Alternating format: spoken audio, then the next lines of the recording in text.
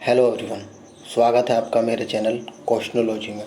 दोस्तों, आज मैं आप लोग को फिजिक्स का एक ऐसा टॉपिक कराने वाला हूं जिसकी फिजिक्स में दोस्तों बहुत ही ज़्यादा इम्पोर्टेंट क्वेश्चन यहां पर एग्ज़ाम में पूछे जाते हैं। नाम है दोस्तों उस टॉपिक का विद्युत धारा, यानी कि इलेक्ट्रिसिटी। दोस्तों, ये वीडियो स्पेशली उन कैंडिडेट के लिए जो रहने वाली है जो कि आरआरबी का पेपर देंगे, like group D, NTPC, loco pilot, technician, यानी कि रेलवे का कोई भी एग्ज़ाम हो उसके लिए दोस्तों ये वीडियो इम्पोर्टेंट रहने वाली है। हालांकि और भी कोई स्टूडेंट देख सकते हैं जो वनडे एग्ज़ाम की तैयारी कर रहे हैं, क्योंकि दोस्तों साइंस का ये टॉपिक हर जगह पूछा जाता है।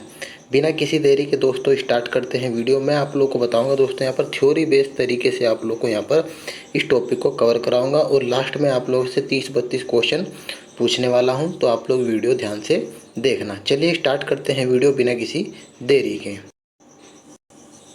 दोस्तों, विद्युत से आपका क्या मतलब होता है? विद्युत का मतलब होता है दोस्तों यहाँ पर चार्ज, यानी कि आवेश से। अगर बात करें फ्रेंड्स, इसका सबसे पहले शब्द का यूज किसने किया था प्रयोग? तो फ्रेंड्स 1600 ईस्वी में गिलबर्ट एक वैज्ञानिक थे जो कि ब्रिटेन के रहने वाले थे। गिलबर्ट ने 1600 ईस्वी में विद्युत शब्द का प्रयोग किया था। अब इसके बाद दोस्तों बात करते हैं हम लोग आवेश, यानी कि चार्ज। चार्ज किसको कहा जाता है? दोस्तों, उदासीन परमाणु में इलेक्ट्रॉनों का अगर योग होता है, यानी कि जुड़ता है, या उसमें माइनस होता है या ह्रास होता है, ह्रास होने पर आवेश प्राप्त होता है। ठीक है।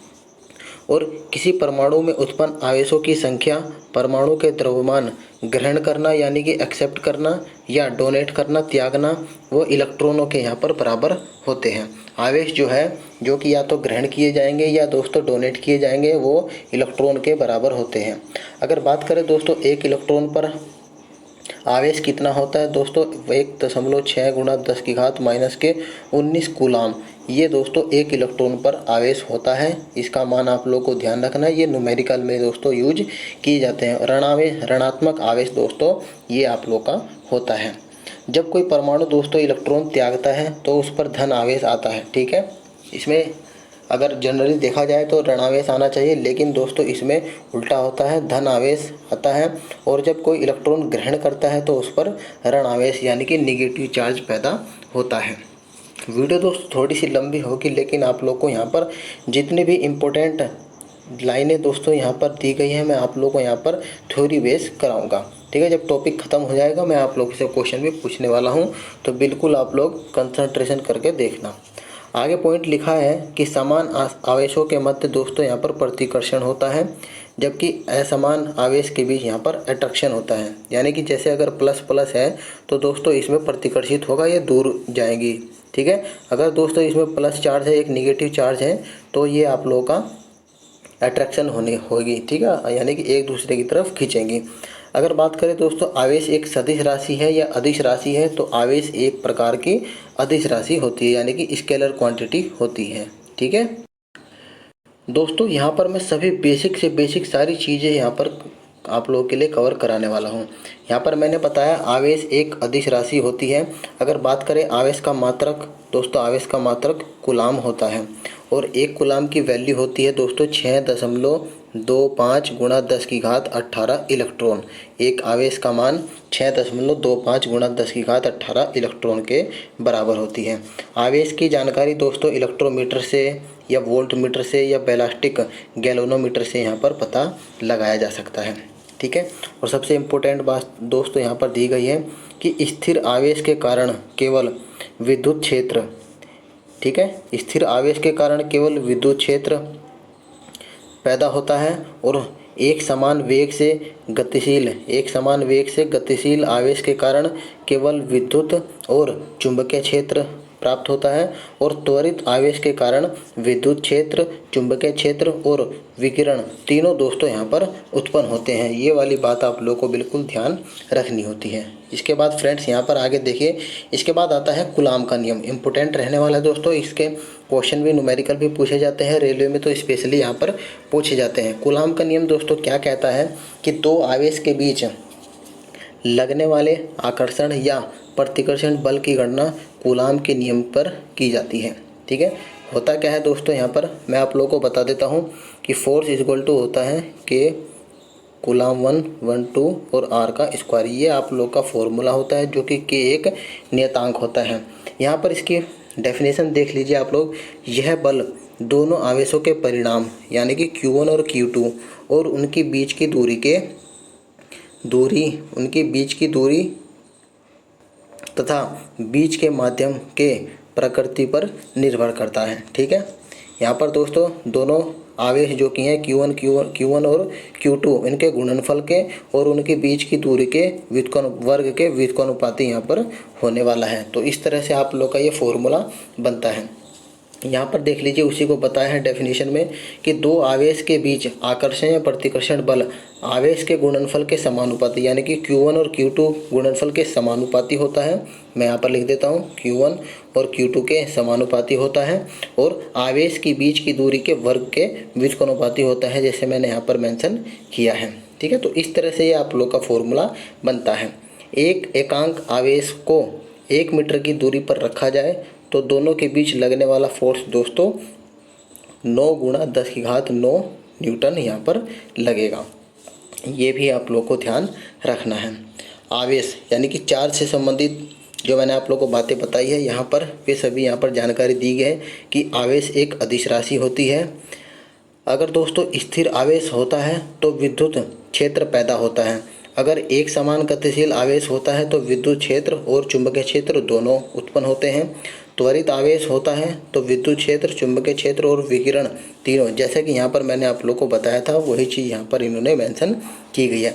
आवेश को मापने का उपकरण इलेक्ट्रोमीटर और वोल्टमीटर, ये मैंने आप लोग को यहाँ पर बता दिया, ये रिवीजन के तौर पर यहाँ पर मेंशन किया गया था। विद्युत धारा, इलेक्ट्रिक करंट के बारे में दोस्तों यहाँ पर पढ़ते हैं हम लोग। विद्युत धारा यानी कि दोस्तों जब आवेश का प्रवाह होता है उसी को क्या कहते हैं, विद्युत धारा नाम दिया जाता है। विद्युत धारा का मात्रक दोस्तों एम्पियर होता है, उसको ए से डिनोट किया जाता है। विद्युत धारा की माप की बात करें किससे मापा जाता है तो दोस्तों ये एमीटर के माध्यम से मापा जाता है, उसका नाम एमीटर होता है। अगर दोस्तों बात करें एक आदर्श एमीटर का प्रतिरोध कितना होता है, ये क्वेश्चन पूछा जा सकता है दोस्तों कि एक आदर्श एमीटर का प्रतिरोध कितना होता है, तो 0 होता है। ठीक है, 0 होना चाहिए। यदि किसी चालक से t समय में q कूलाम का आवेश प्रवाहित होता है तो विद्युत धारा का सूत्र होगा दोस्तों I = Q/T। इस तरह से ये आप लोग का फॉर्मूला होगा। इस फॉर्मूले के आप लोग को ध्यान रखना है, सीधा सीधा इस पर न्यूमेरिकल पूछा जाता है। यदि किसी चालक के अनुप्रस्थ काट के क्षेत्रफल से 1 सेकंड में 1 कूलाम का आवेश गुजरता है तो दोस्तों 1 एम्पियर की धारा इसमें प्रवाहित होती है। ठीक है, और अब बात करते हैं दोस्तों पोटेंशियल यानी कि विभव की डेफिनेशन क्या रहने वाली है दोस्तों कि किसी विद्युत क्षेत्र में अनंत से इकाई धन आवेश को किसी बिंदु तक ले जाने में किया गया कार्य उसे उस बिंदु पर विभव कहते हैं।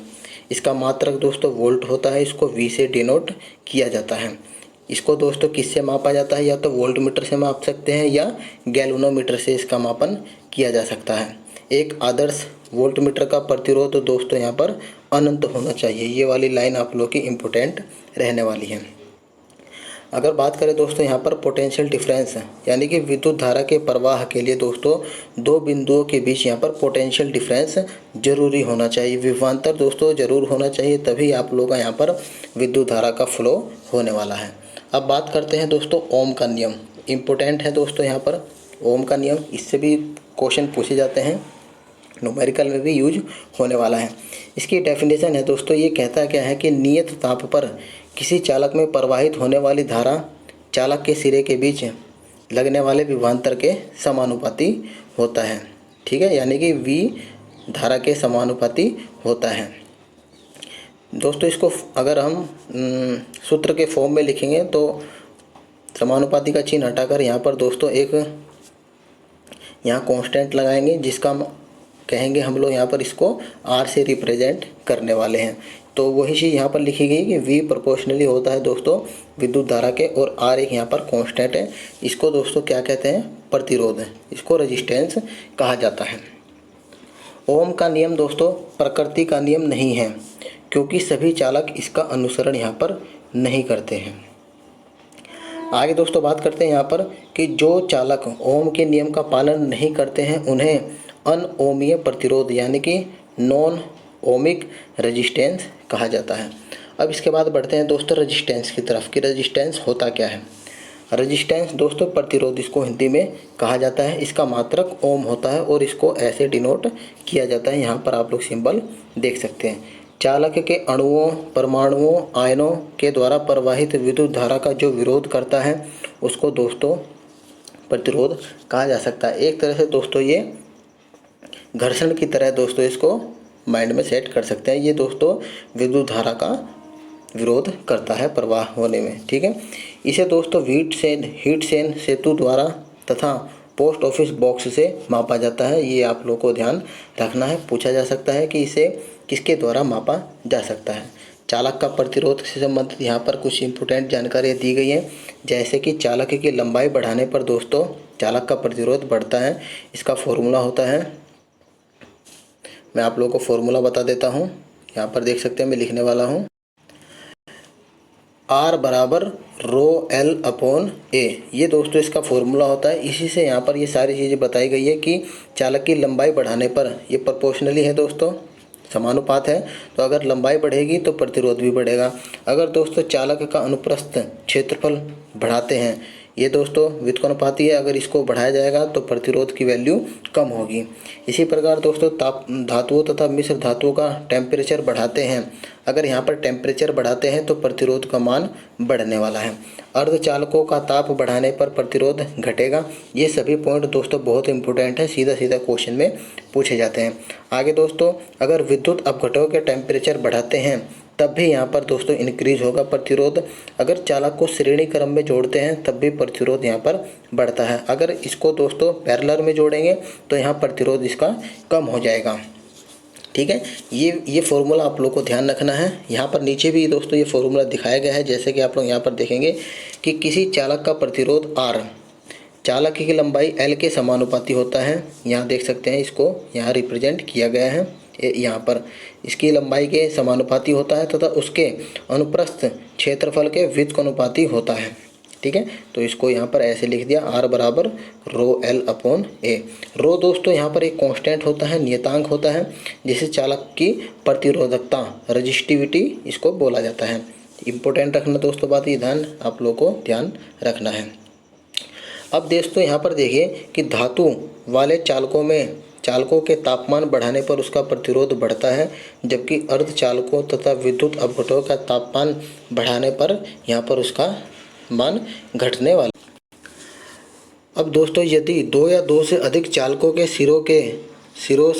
सिरों यानी कि एंड टू एंड जोड़ा जाता है तो उसको सीरीज कनेक्शन कहते हैं, यानी कि उसे श्रेणी क्रम में जोड़ना कहा जाता है। यदि दो या दो से अधिक चालकों के सिरे को एक ही संयुक्त बिंदु पर जोड़ते हैं तो ऐसे जोड़ को समांतर जोड़ कहते हैं, पैरेलल कनेक्शन इसको कहा जाता है। हमारे घरों में दोस्तों वायरिंग किस तरह से होती है, वो पैरेलल क्रम में ही होती है। ये आप लोग को बात ध्यान रखना है। अत्यंत ही कम प्रतिरोध वाले तार को शंट कहा जाता है, ठीक है दोस्तों। शंट को समांतर क्रम में ही जोड़ते हैं, यह उच्च धारा से धारा मापी की रक्षा करता है, ठीक है। आप लोग को ध्यान रखना है। अब जो दोस्तों यहाँ पर आप लोग का एक कांस्टेंट आया था रो, उसको प्रतिरोधकता कहते हैं। उसके बारे में यहाँ पर मेंशन किया गया है कि ये एक प्रकार का दोस्तों कांस्टेंट होता है, यानी कि नियतांक होता है।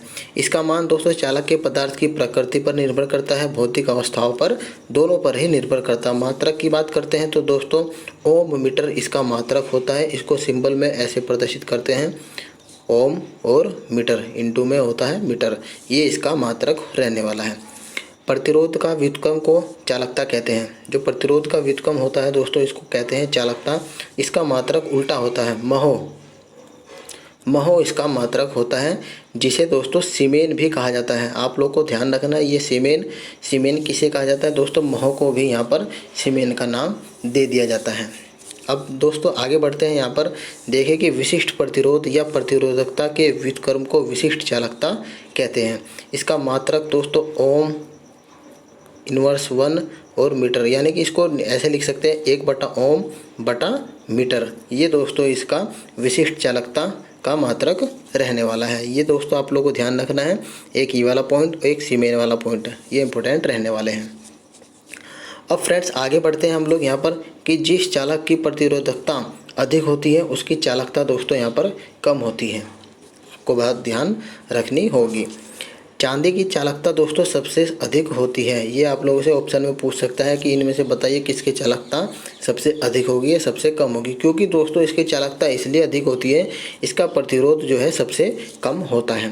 यहाँ पर कुछ चालकों की दोस्तों यहाँ पर प्रतिरोधकताएं दिखाई गई हैं। जैसे चांदी की दोस्तों यहाँ पर प्रतिरोधकता पदार्थ मेंशन किया है।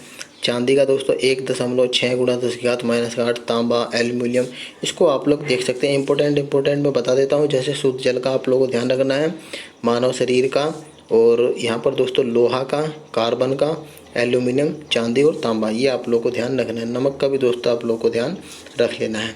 अब बढ़ते हैं दोस्तों इलेक्ट्रिक एनर्जी की तरफ। इलेक्ट्रिक एनर्जी यानी कि विद्युत ऊर्जा। किसी चालक से विद्युत धारा प्रवाहित करने में उत्पन्न ऊर्जा को दोस्तों उसकी विद्युत ऊर्जा कहते हैं। विद्युत ऊर्जा के कारण दोस्तों हीट उत्पन्न होती है, उसका फॉर्मूला होता है I²RT। ये भी आप लोग को ध्यान रखना है, न्यूमेरिकल में यूज होता है।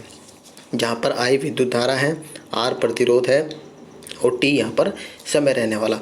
इलेक्ट्रिक पावर विद्युत शक्ति की बात करते हैं तो दोस्तों प्रति एकांक समय में व्यय विद्युत ऊर्जा को क्या कहते हैं? विद्युत शक्ति कहा जाता है। इसका मात्रक दोस्तों SI यूनिट की बात करते हैं तो वाट होता है, ठीक है, क्या होता है? वाट। इसके बड़े मात्रक किलोवाट तथा मेगावाट होता है, ठीक है। यहाँ पर 10⁻³ वाट और मेगावाट की वैल्यू होती है 10�6 वाट। आगे बढ़ते हैं फ्रेंड्स कि प्रति घंटे 1 किलोवाट ऊर्जा उपभोग को 1 किलोवाट घंटा या 1 यूनिट कहा जाता है, ठीक है। Unit board of trade unit का यहाँ पर संक्षिप्त रूप रहने वाला है। यूनिट की फॉर्म पूछ सकता है, ठीक है, यानी कि BOTU, board of trade unit, इसका संक्षिप्त रूप रहने वाला है। आगे बढ़ते हैं दोस्तों ट्रांसफार्मर परिणामित्र।